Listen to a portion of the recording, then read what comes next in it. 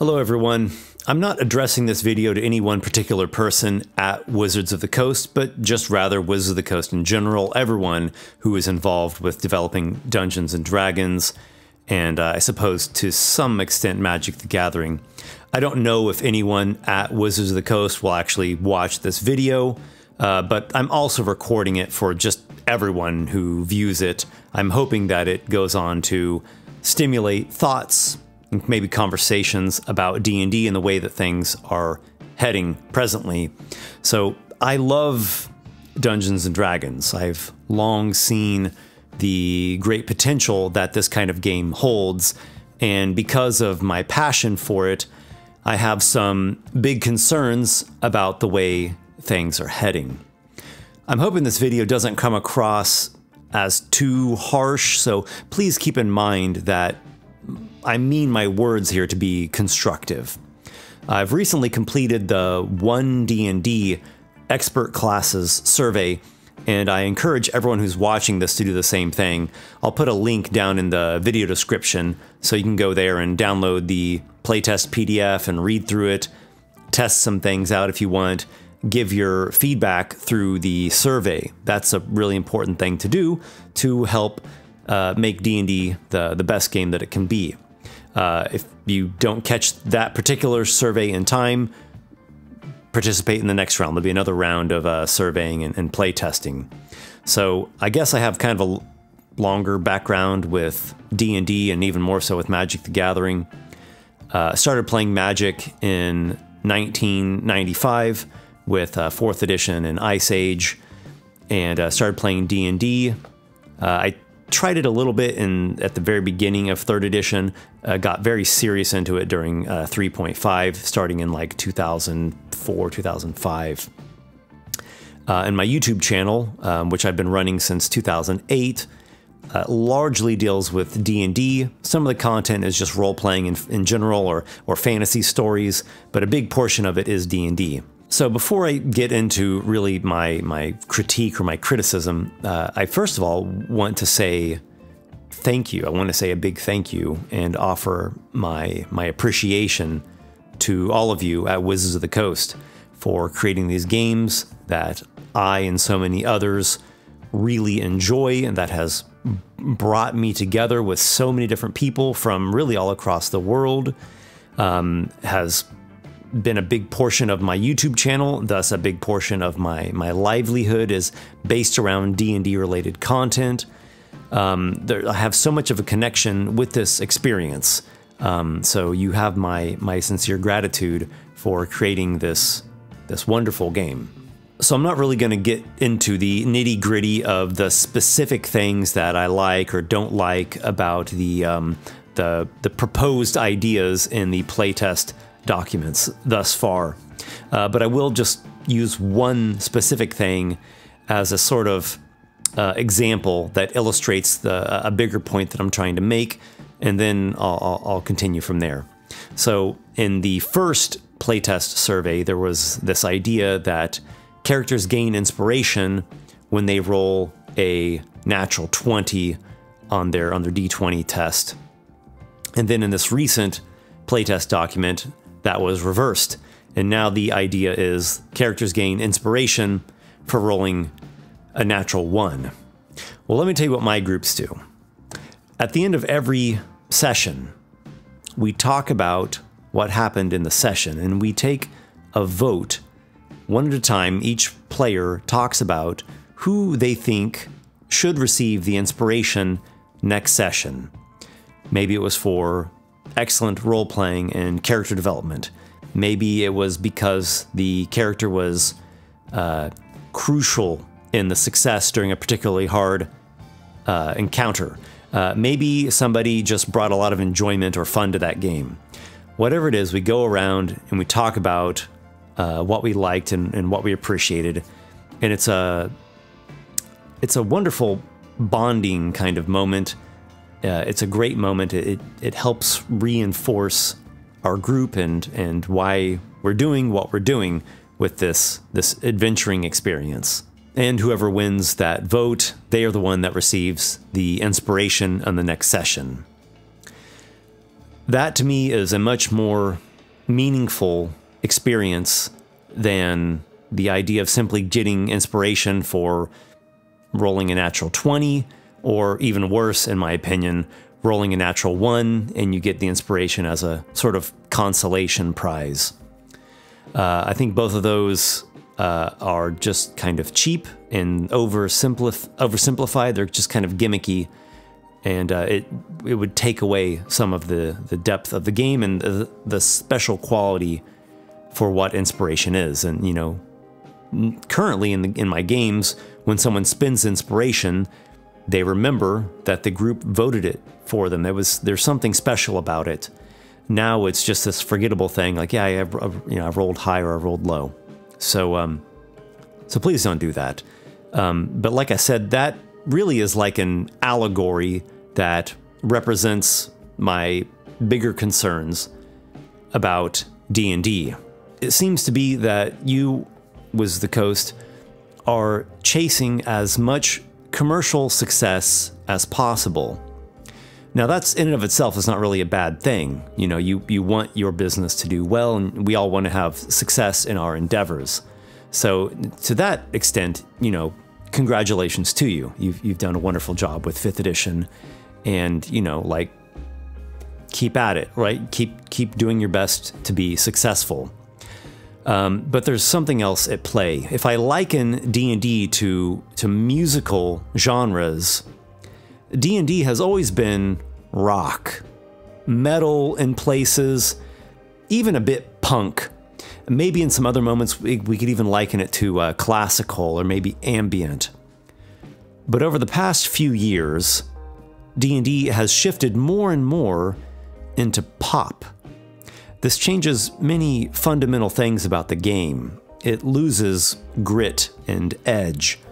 It becomes softer, safer, more approved. It switches from being a courageous trailblazer that ventures out on its grand adventures to being a trend follower and an appeaser of the masses. This can potentially lead to higher levels of commercial success, but at the cost of losing its original soul. It becomes flashier and it becomes shallower. Here's what I saw recently at the Barnes & Noble bookstore. We have the first year section, then preschool, then a beholder. I don't know if Wizards of the Coast had anything to do with this kiddie cartoon beholder. I don't know if you licensed this IP to Barnes & Noble. Maybe so, maybe not, but that's not really the point. The point is it speaks to how D&D is becoming so pop, so widespread, so safe. Now, I'm not opposed to there being some lighter version of the game, or maybe even a children's version. You know, I'm not mad about gamer baby products any more than I'm mad about plushy Cthulhu's or Count Dracula Halloween decorations. You know, even the old Dungeons and Dragons children's cartoon is cool for what it is. It's fine to have those sorts of things. We want to share our geek interests with our kids and with our little family members, but if the main thrust of D&D is to keep getting softer, simpler, safer, mega commercialized, something has gone wrong. And that's not all. There's a very real risk of something even worse, which is ostracizing those who have played this game over the years and the decades and contributed to it becoming the great force that it is. The D&D product makes this promise that it has something for everyone, that it supports all different styles. Okay, we've got Magic the Gathering settings, a sort of steampunk, cartoon comedy, Harry Potter meets Big American City College, space exploration, lots of Forgotten Realms, Netflix series, and these non-stop cutesy things and anime-inspired things and video game-inspired things. Well, those are a lot of different styles, but what about swords and sorcery? What about historical fantasy? What about low magic survival? What about dark fantasy for mature audiences? What about the original foundational styles of D&D, leading from wargaming to chainmail to old school editions? Even 3rd edition kept a fair amount of that blood as it innovated the game. It was like a hybrid style of old school meets new school. So what's going on? Have you simply abandoned these classic fantasy styles? That's the very heritage that got us to this point. Are we locked into postmodern fantasy? Are we locked into PG-13 bordering on PG? Are we set on following every new trend that comes along? If you want to have all this variety, go for it, but don't just shun the old guard. We need our campaign setting too. I'm concerned that D&D is going to go the same route as like superhero movies and Star Wars, and we could put Rings of Power in there too. There's a whole bunch of different IPs that now prefer flashiness and simplicity, and they are succumbing over and over again to people's sensitivities and neuroticisms and a lot of social political ideologies. I play D&D to face terrors, not to be coddled. I play D&D because it challenges me intellectually. I don't want the game to get simplified. I play D&D because it takes me on adventures through timeless fantasy worlds. I don't want modern-day, real-world agendas in it. We are already watching the writhing deaths of so many beloved fantasy and sci-fi franchises because the producers have abandoned the original spirit that made them great in the first place. In exchange, they try to cram in as many cheap and flashy gimmicks as possible.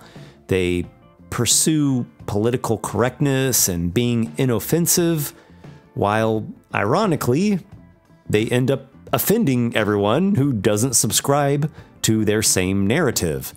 Not to mention, they also offend everyone who wastes their hard-earned money on poorly made products. Now, I'm not saying that D&D is poorly made. I'm not saying that at all. Only the contrary. Look, I know the amount of time and effort and care that goes into designing and developing the game. I truly know how demanding the work is and how the revisions and playtesting can be endless. You at Wizards of the Coast set yourselves to this task. And when you focus on just delivering a great tabletop game, you usually do a stellar job. I'm concerned, though, that the focus is shifting away from making the game awesome to making the game fit these preconceived notions in order for it to become pop. You see, conflict drives stories. It gives them tension and meaning and purpose. Conflict is the fuel in the story vehicle. The more sensitive and politically correct things get, the less conflict there is, and thus the story suffers. Plus, it makes no sense to be overly worried about sensitivities given the setting. Think about it. The game takes place in a harsh, ancient or medieval world. You fight in deadly combat against bloodthirsty monsters and vile demons and horrific undead and atrocious villains. It's about violence. It's about a brutal world.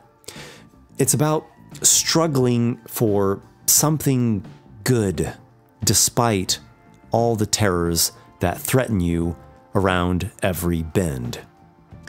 It's about coming to terms with something deep inside ourselves, something that is often ugly and dirty and complicated, but we face it with courage and the companionship of our friends and we find a way to make something positive out of the battle against our inner monsters.